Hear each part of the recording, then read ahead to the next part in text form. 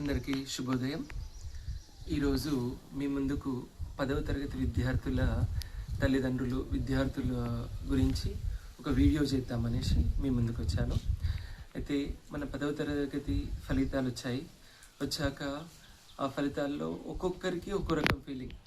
Marks చాలా అద్భుతంగా వచ్చిన వాళ్ళకు చాలా ఆనందభరితంగా ఉంటారు తల్లిదండ్రులు కానీ పిల్లలు కానీ. ఎక్స్పెక్ట్ చేసినంత రాని పిల్లలు డిసప్పాయింట్ అవుతుంటారు. సో ఫెయిల్ అయిన పిల్లల బాధ వర్ణనాతీతం. అంటే ఆ వయసుకు అది చాలా పెద్ద సమస్యలాగా కనిపిస్తుంది. నిజానికి చదువు ఒక్కటే జీవితం కాదు.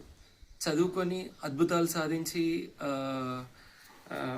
ఐఏఎస్ ఆఫీసర్లు అయిపోయిన వాళ్ళు ఉన్నారు, చదువే వాళ్ళ భవిష్యత్తుగా మార్చుకున్న వాళ్ళు ఉన్నారు.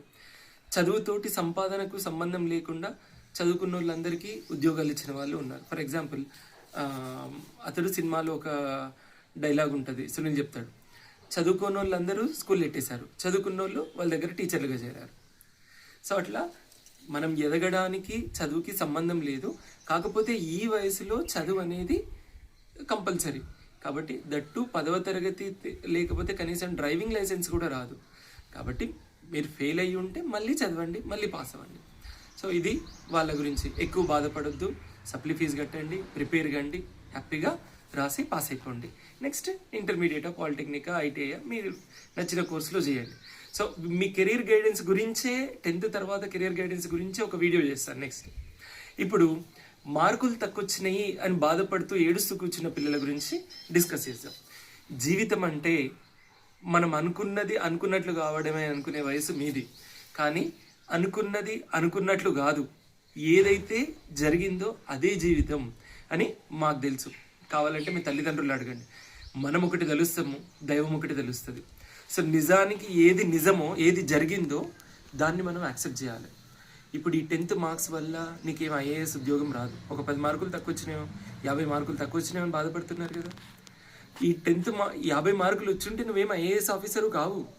10th qualified. ఈ మార్కుల ఎఫెక్ట్ నీ మీద 15 రోజులు, నెల రోజులు ఎఫెక్ట్ ఉంటుంది. ఒకటి ఏంటంటే నెక్స్ట్ కోర్సులో జాయిన్ అయ్యేసరికి మీకు ఒక ఎగ్జైట్మెంట్, జోష్ ఉంటుంది అనమాట. సో ఈరోజు దాన్ని నువ్వు ఎట్లా తీసుకోవాలంటే మోటివేషన్లో తీసుకోవాలి. అయిపోయింది కదా, 10th అనే గేమ్లో నేను ఎక్స్పెక్ట్ చేసినంత సాధించలేకపోయినా, రైట్, ఓకే.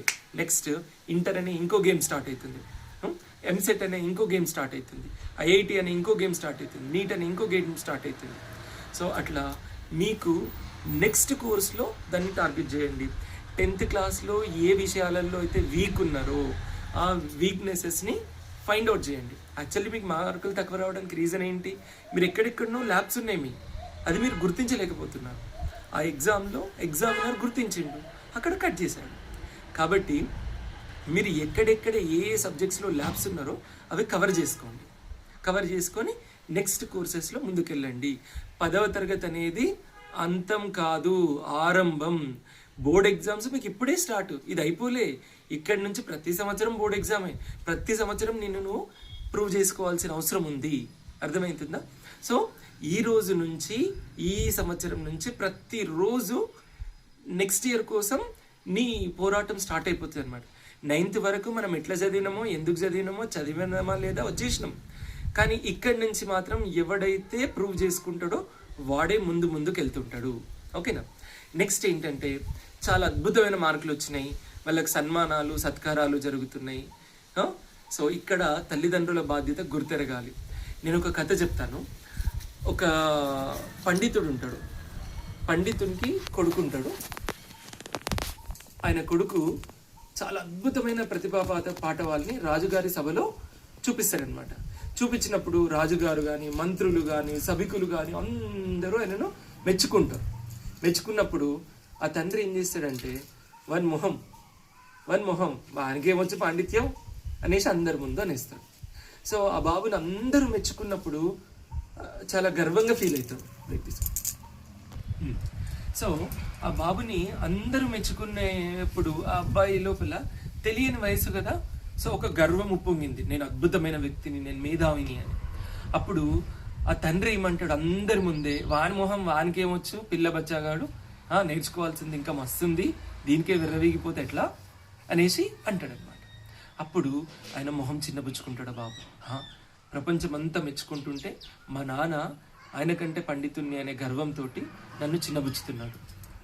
కాబట్టి నాకు మా నాన్ననే శత్రువు అని అనుకొని ఇంటికి వెళ్ళిపోతాడు. ఆ బాధలో అవమానంలో ఇంటికి వెళ్ళిపోయి అటక పైన కూర్చుంటాడు. అటక పైన కూర్చొని పెద్ద రుబ్బు రోలు ఉంటుంది కదా, రుబ్బు రోలు పట్టుకొని కూర్చుంటాడు. అటక కింద మంచం ఉంటుంది. పడుకోవడానికి తల్లి తండ్రి వస్తారు. వచ్చేసి పడుకున్నప్పుడు తల్లి అడుగుతుంది, అయ్యో ఏమండి మన బాబునేమో అన్నారంట, వాడు చాలా బాధపడ్డాడు, చిన్న మనసు, అందరి ముందు ఎందుకు అవమానించిర్రు అంటే, అవునే నేనే అదే చెప్దాం అనుకుంటున్నా, వాడు బాధపడి ఉంటాడు, నువ్వు నచ్చ చెప్పు. నేను వాడిని అవమానించాలని నేను అనలేదు. ఇంత చిన్న వయసులో ప్రశంసలు వాడి మనసుని గర్వంతో వికలం చేస్తాయి. ఇంకా నేర్చుకోవాల్సిన వాడు, ఇంకా చాలా భవిష్యత్తు ఉన్నవాడు మన బిడ్డ. వాడిని మనము ఎప్పటికప్పుడు కంట్రోల్ చేసుకోవాలి. అయినా తండ్రి పాత్ర అంటే ఏంటి? ప్రపంచమంతా మెచ్చుకున్నప్పుడు తిట్టేవాడే తండ్రి. ఎందుకంటే ఆ గర్వంలో తప్పులు చేస్తాం. ప్రపంచమంతా తిట్టేటప్పుడు మెచ్చుకునేవాడే తండ్రి. ఎందుకంటే ఆ బాధలో ఏమంటారు, ఆత్మవిశ్వాసం కోల్పోయి అతను తన శక్తిని కూడా తను గుర్తించలేకపోతాడు. అప్పుడు తండ్రి మెచ్చుకున్నాడు అనుకో, అప్పుడు ఆత్మవిశ్వాసం ఉప్పొంగుతుంది. తండ్రి కొడుకుని మెచ్చుకుంటే కొడుకు ఆయుక్షీణం అని చెప్పాడు అనమాట. అట్లానే మనం కూడా వీళ్ళు సత్కరించారు, వాళ్ళు సత్కరించారు, సరే మన పిల్లగాడు మంచి మార్కులు తెచ్చిండు, ఆయన కష్టపడకపోతే, ఆ అమ్మాయి కష్టపడకపోతే వాళ్ళకి అన్ని మార్కులు వచ్చేటివి కావు. కానీ ఇదే లైఫ్ కాదు. ఫర్ ఎగ్జాంపుల్ మనం వ్యవసాయం చేసే కుటుంబాలు కదా, మన వ్యవసాయ కుటుంబాలలో ఈ పంట అయిపోయింది, పంట అంతా ఇంటికి తెచ్చుకున్నాం, అమ్మ అయిపోయిందిరా బాబు, పంట అమ్మేసినాం, డబ్బులు వచ్చినాయి, హ్యాపీగా ఉన్నామని ప్రశాంతంగా ఉంటామా? మళ్ళీ తెల్లారిపోయి ఏం చేస్తాం? పరిగెడతాం, దున్నేస్తాం, పొతం చేస్తాం, అట్లా నెక్స్ట్ పంటకు రెడీ చేయాలి. ఇప్పుడు జీవితం అంటే 100 ఏళ్ల పంటలో మీ బాబుకు 10వ తరగతి అనే పంట అయిపోయింది, ఇంకా ఇంటర్మీడియటో పాలిసెట్టో నీ అసలైన జీవితం మొత్తంలో చాలా జరగాల్సినవి ఉన్నాయి. ఇందులో ఫస్ట్ లెవెల్, దీంట్లోనే వాళ్ళు గర్వించే పరిస్థితి రాకుండా కొంత వెరీ గుడ్ నాన్న, నువ్వు మంచి మార్కులు తెచ్చుకున్నావు, కానీ ఇది కాదు, మన గోల్ ఇది, నెక్స్ట్ 2 ఇయర్స్లో ఇది మన టార్గెట్ అంటే దిశానిర్దేశం చేసుకోవాలి. పంట ఇంటికి రాగానే అక్కడ చైన్లో ఉన్న పరిగెరేసి క్లీన్ చేసి నెక్స్ట్ పంటకి ఎట్లా సిద్ధం చేస్తున్నామో మన పిల్లవాడిని కూడా నెక్స్ట్ కోర్స్కి, నెక్స్ట్ భవిష్యత్తుకి సిద్ధం చేసుకోవాల్సిన అవసరం ఉంది. ఎందుకంటే వాళ్ళు ఇంకా నేర్చుకునే స్టేజ్లో ఉన్నారు. జీవితం అంటే వాళ్ళకి తెలియదు. ఏదైతే వాళ్ళ మొహం ముందు ప్రశంస వస్తుందో దాన్ని రిసీవ్ చేసుకునే వ్యక్తిత్వం అందరికి ఉండదు. అలా గర్వంగా రిసీవ్ చేసుకొని కెరీర్లే పతనం అయిపోయిన పెద్ద పెద్ద సూపర్ స్టార్స్ ఉన్నారు. Cricket stars, sports stars, film stars, అమ్మాయిలు అబ్బాయిలు, వాళ్ళ జీవితాలు 1-2 హిట్లు మంచి ఊపు మీద ఉన్నప్పుడే సడన్గా వాళ్ళ రాంగ్ డెసిషన్స్ తీసుకొని జీవితమే కొలాప్స్ అయిన వాళ్ళు కూడా ఉన్నారు. కాబట్టి మన పిల్లల భవిష్యత్తు, జీవితం అనేది సరిదిద్దుకోలేని పేజీ వస్తుంది మళ్ళీ. సో ఈ రోజటి అనుభవాల సారమే రేపటి జీవితం. కాబట్టి అట్లాంటి తప్పులు మన పిల్లలు చేయకుండా ఎప్పటికప్పుడు వాళ్ళ చుట్టూ ఒక రక్షణ వలయం లాగా ఉండే పాత్ర తండ్రిది. మనం అనుకుంటాం తండ్రి పాత్ర చాలా చిన్నది కాదు, చాలా పెద్దది. పైకి కనిపించింది, ప్రేమ చూపించలేంది, ద్వేషం చూపించలేంది, ఏది ఎంత పాలలో చూపించాలో అంతే చూపించాలి. ఇప్పుడే 10వ తరగతిలో 585, 590, 560, 500 మార్క్స్ వచ్చినాయి కదా, ఇది అయిపోయింది. నువ్వు ఎక్కువ వచ్చినాయని సంబరపడకు, తక్కువ వచ్చినాయని బాధపడకు. నెక్స్ట్ కోర్సు 12th తర్వాత మెయిన్స్ రావాలి, అడ్వాన్స్డ్ రావాలి, నువ్వు ఫలానా దాంట్లో ఇంజనీరింగ్ చేయాలి, లేదు ఐఏఎస్ కావాలి, ఐపీఎస్ కావాలి. వాళ్ళ గోల్ సెట్టింగ్ అనేది, ఆ గోల్ ఓరియంటెడ్ లైఫ్ అనేది ఇప్పటి నుంచే మనం ఆ పిల్లలకి అలవాటు చేయాలి. జీవితం అనే లాంగ్ జర్నీలో లాంగ్ టర్మ్ గోల్స్ అనేటివి మన లైఫ్ని డిసైడ్ చేస్తాయి. దాన్ని సాధించడానికి షార్ట్ టర్మ్ గోల్స్ ఒక్కొక్కటి సక్సెస్ అవుతూ వాటికి తోటి కాన్ఫిడెన్స్ని బిల్డప్ చేసుకుంటూ ముందుకెళ్ళడం మన పిల్లలకి నేర్పాలి. దీనికి ఎగ్జాంపుల్గా మన డే టు డే లైఫ్లోదే నేను చెప్తాను. మన ఇంట్లో కొడవలి ఉంటుంది. కొడవలి ఎంత పదునుంటే దాన్ని అంత జాగ్రత్తగా ఉపయోగించాలి కదా. ఆకురాయి కొడవలి అనుకో, దాన్ని చాలా కేర్ఫుల్గా వాడతాం. ఎందుకు? కొంచెం తేడా వస్తే తెగుతుంది కాబట్టి. అట్లానే పదునున్న కొడవల్ని ఇంకొంచెం పదును పెట్టుకుంటాం.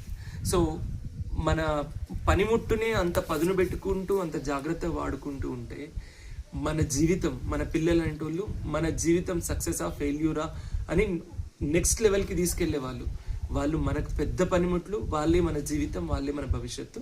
కాబట్టి వాళ్ళు గర్వంతో విర్రవీగకుండా అవమానంతో కుంగిపోకుండా ఎప్పటికప్పుడు వాళ్ళను కాపు కాచుకుంటూ వాళ్ళ భవిష్యత్తుకు బంగారు బాటలు వేసి మన జీవితం సక్సెస్ అయిందా లేదా అనే దారిలో తీసుకెళ్లాల్సిన బాధ్యత మనదే తల్లిదండ్రులుగా. కాబట్టి కొంచెం నేను అన్నీ తెలిసిన వాడినేం కాదు, మీలో ఒకటి మీలాంటి వాళ్ళతో మాట్లాడి నేను ప్రోగు చేసిన కొన్ని పాయింట్లు మీకు చెప్తున్నా. సో మనలో ఒక్కడి మాటలు అనుకోండి, తప్పుంటే అర్థం చేసుకోండి, తెలియనితనం అనుకోండి, తెలుసుంటే కరెక్ట్ అనిపిస్తే నలుగురికి షేర్ చేయండి, 10 మందికి ఉపయోగపడ్డ వాళ్ళు అవుతారు. నా వీడియోస్ని లైక్ చేస్తూ సబ్స్క్రైబ్ చేస్తూ కామెంట్లు పెడుతూ ఉంటే నాకు ఇట్లాంటి పనికొచ్చే వీడియోలు చేయడానికి ఎంకరేజ్మెంట్ ఇచ్చిన వాళ్ళు అవుతారు. Thank you very much.